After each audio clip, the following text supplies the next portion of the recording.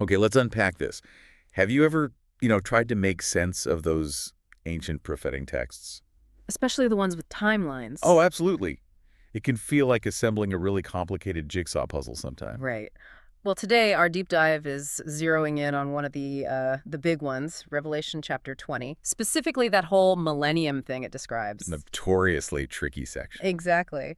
And the core mission for us today is to really pull out the key arguments from our source material about when this millennium actually happens. There's a huge debate here. Hmm? You've got one view, full preterism, saying it all finished up around 70 CE, when Jerusalem was destroyed.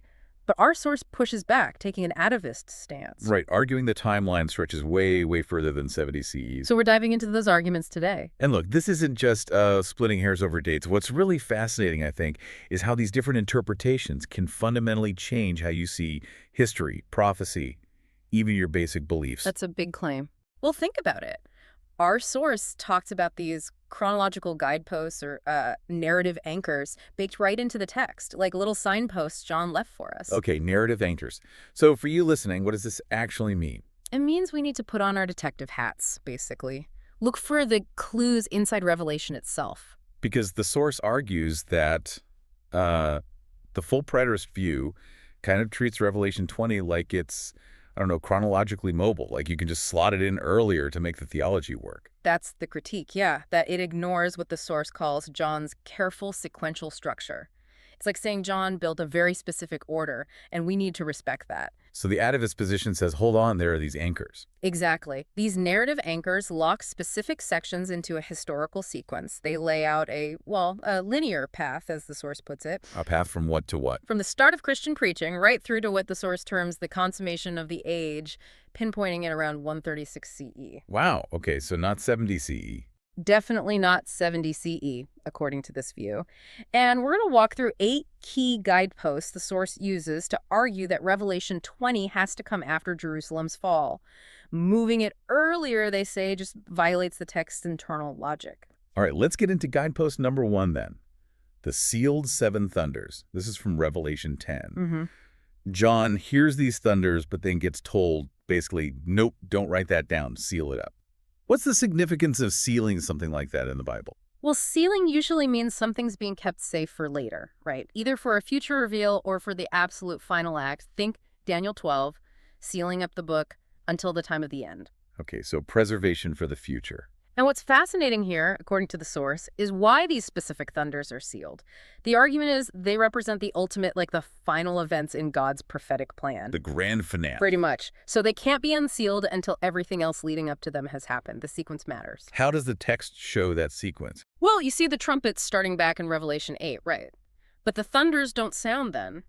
The story moves on past the 7th trumpet into the bowl judgments in Revelation 16. Ah, okay, so the thunders are held back. Exactly. It establishes, the source argues, that the thunders come last. They are the final wave of judgment. So how does this lock down Revelation 20? If the thunders are the absolute end. Then Revelation 20, which describes Satan's ultimate defeat and the final judgment, that has to be connected to the unsealing of those thunders. Ah, I see. It effectively anchors Revelation 20 right at the end of the whole prophetic sequence. You can't just shuffle it earlier without breaking that sealing principle established right there in chapter 10. It's like a do not open until sign. Okay, that makes sense. Guidepost 2 then. This one involves the Second Temple's commercial side and John 2.20. Right, a really specific historical marker. John 2.20 says, it took 46 years to build this temple. Our source connects this to Jesus' first temple cleansing, placing it smack in 26 CE, exactly 46 years after Herod started the remodel in 20 BCE. And that whole confrontation was about, the buying and selling, the money changers, the commercialization of the Second Temple. Okay, here's where it gets really interesting. You mentioned a pattern. Yeah, the source points out Jesus did another cleansing, a second one, about 7 years later, right before his crucifixion. 2 cleansings. The repetition, the source argues, wasn't accidental. It established a pattern of divine opposition to the commercial corruption of sacred space. God really didn't like the temple being turned into a marketplace. And this pattern connects to Revelation. Directly to Revelation 13 and the famous mark of the beast. That system controls all buying and selling. It's presented as the ultimate, darkest version of the very corruption Jesus confronted in the temple. The ultimate commercial control system. Exactly. And crucially, the historian Josephus gives us a date for when a system like this, involving marking the hand, actually started. When was that? 67 CE, not before. Josephus talks about zealots wounding their right hands. This historical detail, the source argues, anchors the fulfillment of the mark to that specific time. So 67 CE is the anchor point for the mark. Mm-hmm. How does that nail down Revelation 20? Well, it creates this logical chain. Revelation 14 warns against taking the mark. Revelation 15 shows martyrs who refused it. Then Revelation 20 verse 4 talks about people beheaded who had not worshipped the beast or received his mark. So those people must have lived after the mark was introduced. Precisely. They had to have lived and died after 67 CE. So the events of Revelation 20.4, the resurrection and reign, must happen after that period. It makes it impossible, the source says, to place Revelation 20 before the mark's historical implementation. Another anchor point. Which leads right into guidepost 3, the divine judgments in Revelation 16. Yeah, the consequences for taking that mark. The text talks about foul and loathsome sores and darkness hitting those with the mark. And you mentioned Josephus again. It's quite striking, actually. Josephus, writing about the Jewish-Roman War, 67 to 70 CE, describes odorous and grievous sores, afflicting the zealots, the very group associated with the mark. He even mentions rivers turning to blood as divine punishment. Wow, that's specific. It is. The source sees this as strong evidence that the bold judgments of Revelation 16 were fulfilled during that war, aimed at those who took the mark. Okay, so if those judgments happened during the war, 67-70 CE, and Revelation 20 comes after chapter 16 in the sequence, then the millennium described in chapter 20 has to start after 70 CE. That's the logical conclusion drawn. The text's own flow dictates it. You can't have the millennium starting before the judgments that precede it in the narrative. Okay, guidepost 4 takes us to the fall of Jerusalem itself, Revelation 18 and 19. The fall of Babylon the Great. Right. Revelation 18 gives this vivid picture of a city collapsing, its trade gone, which the source identifies squarely with Jerusalem falling in 70 CE. The details apparently match historical accounts really well. And then chapter 19 shows heaven celebrating this destruction. But there's a key detail in chapter 19, right? Something missing. Yes, and this is crucial. From verse 5 of Revelation 19 right to the very end of the book, the second temple is gone. Vanished. Completely absent from the rest of the story. Its destruction removes it permanently from the narrative. It signals the definitive end of that whole old covenant system. But here's the kicker. Go on. Even after Jerusalem falls and is celebrated as fallen, the beast and the false prophet are still around. They're still active. Still active after 70 CE. Yes, until later in chapter 19, verses 11 to 21, when they're finally dealt with and thrown into the lake of fire. This creates a definite chronological buffer. A gap in time between Jerusalem's fall and the beast's final defeat. Exactly. And then Satan isn't bound until Revelation 20, verses 1 to 3, which happens after the beast and false prophet are gone. So if Satan is bound after the beast is destroyed, and the beast is destroyed after Jerusalem falls, then Satan's binding must happen significantly after 70 CE. The order is strict. Jerusalem falls, beast, false prophet destroyed, Satan bound. wow, okay, that layering is important. Yeah. Which brings us to guidepost 5, the security of Satan's binding. Yeah, look at the language in Revelation 20.1 to 3. It's intense. It really is. He's bound, cast into the bottomless pit. The angel shut him up, set a seal, all so he couldn't deceive the nations no more. Yeah. Sounds pretty final. Extremely secure, right. Now, contrast that, the source says, with what was actually happening on the ground between, say, 30 and 70 CE. What was happening? Well, think about the book of Acts, Paul's letters. Satan was highly active then. Opposing apostles, empowering false ones, hindering Paul. Peter calls him a roaring lion. You had all these competing Messiah figures, intense persecution from the religious authorities. Doesn't sound like someone securely locked away. Not at all. The source argues those historical conditions are totally incompatible with the binding described in Revelation 20.13. That level of intense security just doesn't match the reality of that period. Well, the timing doesn't fit. It makes it, they argue, impossible to place Satan's binding as early as 67 CE, or any time before 70 CE. The binding described implies a major shift, a fundamental change in the spiritual atmosphere that just wasn't there until after the temple and its associated systems were gone. Got it. Guidepost 6 then focuses specifically on the martyrs mentioned in Revelation 20, verse 4.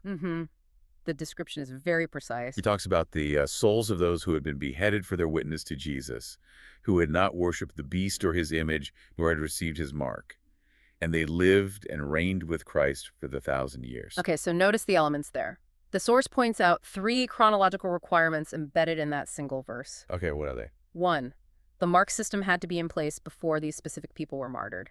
2, their martyrdoms had to happen before the millennium starts. 3, the millennium itself happens after these persecutions involving these specific martyrs are over. So there's a clear sequence again. A very clear sequence. Mark implemented, we dated that around 67 CE. Then Christians martyred specifically for refusing that mark that would be happening between 67 and 70 CE. Then their resurrection to reign in the millennium happens after 70 CE. You can't start the millennium before those martyrdoms related to the mark are complete. Exactly. It prevents placing the millennium before the completion of this martyrdom sequence. Each step depends on the one before it. Okay, 7th and final guidepost. This deals with the end of the millennium, Satan's release, and the final judgment in Revelation 20.7:15. Right. After the 1,000 years, Satan is let out briefly. And he goes out to deceive the nations, Gog and Magog, to gather them together to battle. And then there's that phrase, the number of whom is as the sand of the sea. Okay, now that phrase, according to the source, is incredibly significant. It's not just a casual way of saying a lot of people. It's more specific. Much more. The source identifies it as a precise 6-fold remez. That's like a complex system of biblical allusion pointing back to 6 specific Old Testament and New Testament passages. Genesis, Isaiah, Hosea, Romans, Hebrews. And what do all those passages have in common? They consistently use that sand of the sea imagery as genealogical language. It refers specifically to Abraham's physical descendants, their biological line, their sheer numbers. Not necessarily their faithfulness, just their lineage. Exactly. It signifies biological reproduction and demographic magnitude. It highlights that Abraham's physical descendants can become vast in number, even when they're rebelling against God. The source calls it the Holy Spirit's genealogical fingerprint. A genealogical fingerprint pointing to Abraham's physical seed who have been deceived by Satan into final rebellion against God's true covenant fulfillment in Christ. It's identifying the group involved in this final battle. Okay, here's where it gets really interesting then. If it's pointing to Abraham's physical descendants in rebellion, where does the source see this happening historically? The Bar Kokhba revolt, 132 to 136 CE. Way after 70 CE. Decades later, think about that revolt. Huge numbers. Over 400,000 Jewish troops, explicitly identified as Abraham's physical descendants, led by Simon Bar Kokhba, who claimed messianic status based on Davidic promises, but rejected Jesus as the Messiah. So a massive rebellion of Abraham's physical descendants led by a false Messiah. Exactly matching the description, the source argues. Satan's final deception targeted at Abraham's genealogically privileged but unbelieving descendants. And then what happens sequentially in Revelation 20? Verse 10 says, Satan is finally thrown into the lake of fire where the beast and the false prophet are. Notice the present tense there.